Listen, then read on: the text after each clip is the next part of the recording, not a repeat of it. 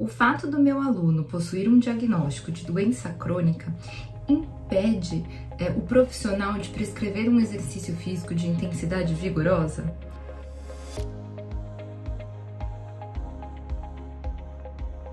Olá, eu sou a professora Carla Montenegro e vou falar sobre doença crônica e prescrição de treinamento vigoroso.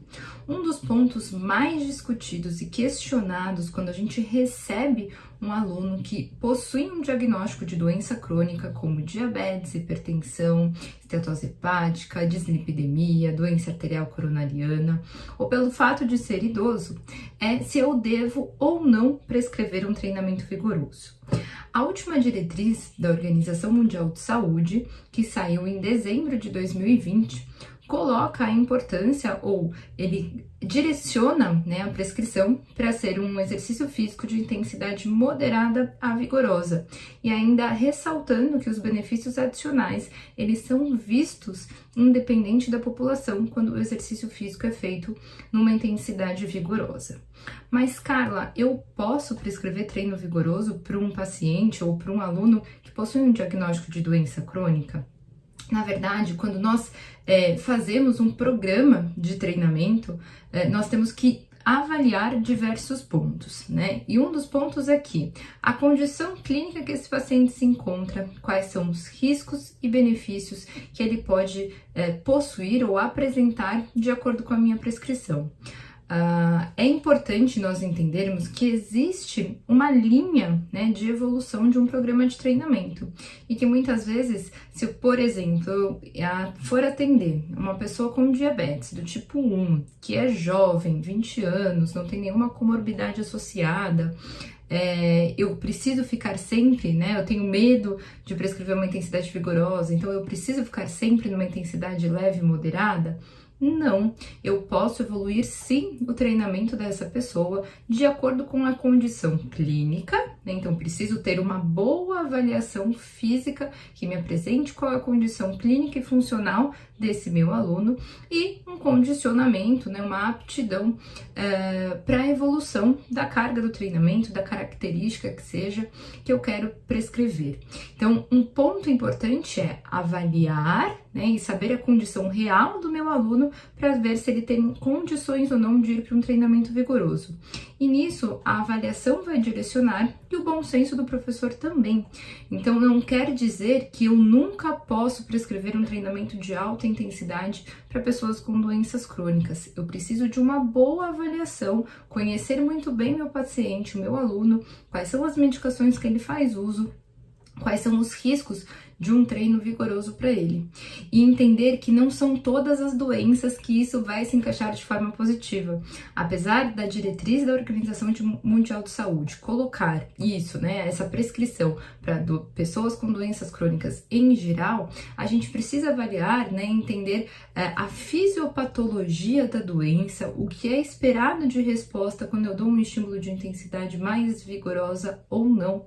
Então, conhecer uma recomendação geral falando que sim, a pessoa com doença crônica pode fazer um treino vigoroso, a gente tem que entender que quando eu atendo um aluno que tem uma doença, que tem um diagnóstico, eu preciso conhecer da fisiopatologia da doença, o que é esperado de resposta na prescrição do exercício físico para aquela doença, o que eu procuro, o que eu busco de melhora através do exercício físico, quais são os benefícios que o exercício físico vai levar e também os riscos, Devemos entender que o exercício físico é uma condição de estresse e que a gente vai proporcionar estresse para o organismo exatamente com o objetivo de provocar alterações e buscar que esse corpo, que esse organismo gere melhora através desse estresse que foi provocado pelo exercício físico. Mas algumas doenças, o fato de prescrever um treinamento vigoroso pode atrapalhar um pouquinho ou pode colocar esse paciente em alto risco. Então, eu preciso saber avaliar, preciso conhecer a doença, a fisiopatologia da doença, quais são as respostas fisiológicas esperadas de adaptação do exercício físico durante a execução, de acordo com a característica, de acordo com a intensidade, para eu conseguir avaliar a questão de risco e benefício. Então, vale uma reflexão. Se eu for atender, por exemplo, um aluno idoso, 85 anos, tem hipertensão, diabetes, artrose, risco de queda, sarcopenia. Ah, Carla, na recomendação da Organização Mundial de Saúde tá lá que pode treino moderado, que pode treino vigoroso.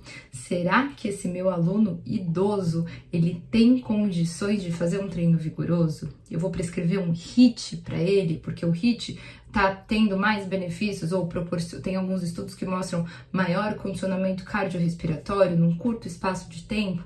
Então, por isso que é fundamental eu saber avaliar, né, e ter o olhar individual para cada aluno. Apesar da recomendação de idosos e pessoas com doenças crônicas falar do treino vigoroso, existem condições como essa que o treino vigoroso vai ser contraindicado por colocar muito mais o paciente, o aluno, em risco do que trazer benefícios para ele.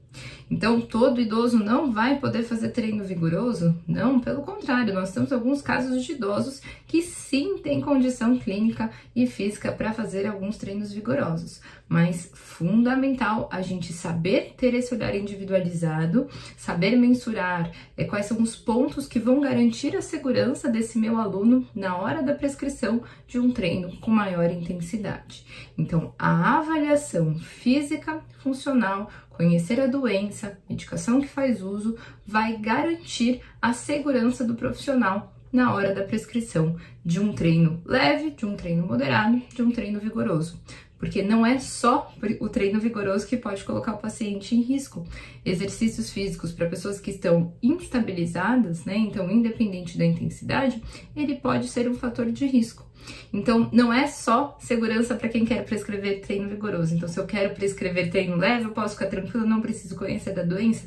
Não, se a gente vai trabalhar com populações especiais, com pessoas que têm doenças crônicas ou com idosos, eu preciso entender que, independente da intensidade, eu tenho que ter alguns pontos a serem avaliados para garantir a segurança na hora da prescrição, porque exercício físico é estresse, e é através desse estresse que eu vou gerar os benefícios de adaptações que podem melhorar a condição de saúde.